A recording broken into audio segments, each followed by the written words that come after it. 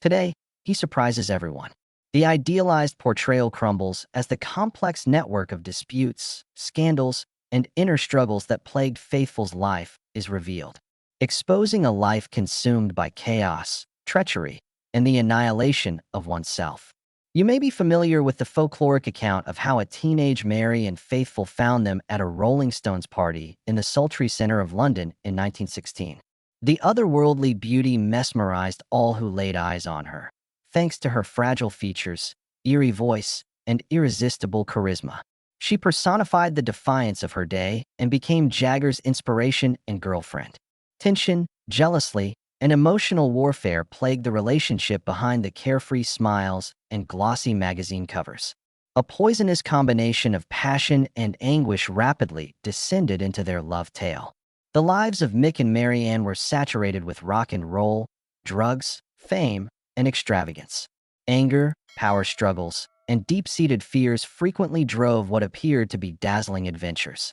They shocked friends and strangers alike with their violent, public, and legendary fights. No more hushed arguments behind closed doors.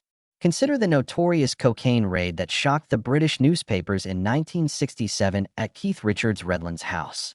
Marianne, who was clad only in a fur rug, became an unwitting emblem of the Stones' hedonistic way of life. This was the start of her fall from grace, not only an outrageous photo opportunity. Marianne's life fell apart following the crash. She used drugs not only for fun, but also as a crutch to dull the pain of her broken relationship with Jagger. Heroin, treachery, and emotional neglect ruined their once beautiful romance. Mick's rising stardom exacerbated Marianne's feelings of being used, abandoned, and broken. The end of their relationship was messy. It was a sour, muddled mixture that had simmered for years. Long after the last farewell, the wounds from their relationship continued to show in their private lives and in the impressions they gave to the public. However, Mick was not the last straw in the argument. Friendships gone bad, alliances shattered, and relationships ruined by envy, treachery, and Marianne's own self-destruction made her life a living hell. Like a black shadow, drama trailed behind her wherever she went. Its aftermath includes emotional wounds and broken relationships. Depression wasn't merely a defining feature of her existence. It was the whole essence of it. Her most notorious confrontation was with Keith Richards' mysterious and equally destructive sidekick, Anita Pallenberg. A poisonous rivalry soon developed between two iconic women who had begun as a captivating friendship because of their shared status as rebels, muse, and icons. In the midst of the Rolling Stones' disorganized universe, their relationship was a volatile stew of rivalry, envy, and pent-up animosity. The case. In the inner circle of the band, there are two beautiful, fiery ladies vying for control in terms of attention, influence, and emotions. The drug-induced paranoia and hushed accusations escalated their friendship into a power struggle. Anxiety permeated every encounter. An unspoken cries for help. It seems like the atmosphere was electric, as if a single careless phrase could set off a chain reaction, and on many occasions, it did. Their arguments weren't the kind that take place in private. They oozed animosity and malice as they were held up for public viewing.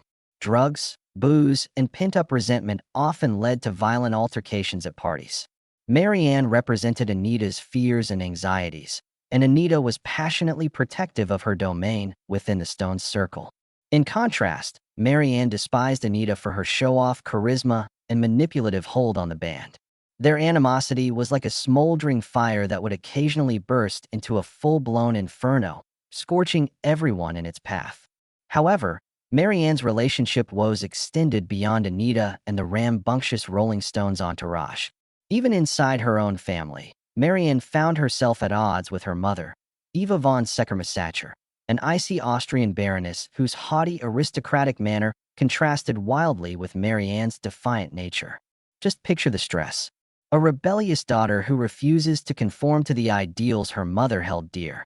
Generational, value, and identity conflicts erupted in their relationship. Rather than merely seeking refuge, Marianne's immersion in London's bohemian counterculture served as a defiance against the stifling expectations that plagued her from adolescence onward. There was no sugarcoating Evo's disdain. For Marianne, it was an ever-present, intimidating force. expressing oneself through scathing criticisms, emotional distancing, and a dissatisfaction that is more painful than words could express. Their argument lacked the intensity of a yelling fight. It had a chillier, sneakier air to it. The emptiness that followed a disagreement, the lack of physical touch, and the constant reminder that Marianne would never measure up to her aristocratic mother's exacting expectations were all contributing factors. Brick by brick, years of animosity erected a barrier between them, and brief efforts at reconciliation eventually crumbled under the pressure of unspoken animosity. These broken relationships left an everlasting impression on Marianne's psyche, and they were abundant in her life. When people's expectations weren't satisfied, their friendships became rivalries, their love tales became bitter, and their familial bonds broke. She has an irresistible charisma that could captivate or divide her audience, just to drive them away in the subsequent mayhem. Marianne Faithfull's tragic demise left a wake of shattered relationships, resentful adversaries, and the unanswered question, was she destined to shatter every bond she ever formed, or was she only a product of the turbulent milieu in which she was formed? There were more than simply the odd setback in Marianne Faithfull's private life. Chapter after terrible chapter, her story descended into darkness without mercy.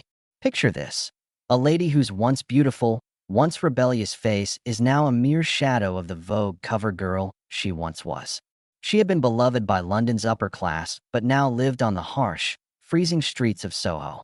She clung tenaciously to life among the echoes of her former fame, her spirit broken and her beauty waning. The terrible loss of custody of her son Nicholas was the pinnacle of her decline, not merely an unfortunate event. The courts found her unsuitable not due to a single slip-up, but to a life that had spiraled out of control to the point that not even her closest friends and family could deny the devastation. Envision her meandering through the shadowy streets of the city, holding on to the fragments of her glitzy past, while the cries of the kid she lost accompanies her. A cloud of addiction and remorse had enveloped the once popular singer, making her unrecognizable to the world. Her fights with heroin weren't skirmishes, they were terrible, engulfing conflicts. The medicine did more than alleviate her discomfort. With each injection, it further cemented its control over her. It was almost as if death itself was waiting eagerly around the corner. Near-fatal overdoses were commonplace. Her visits to treatment centers came and went, each time offering a glimmer of hope that was soon dashed when she relapsed. The clinical confines of treatment facilities were no match for the inner anarchy she was experiencing, and her soul's emptiness was only made worse with each futile effort.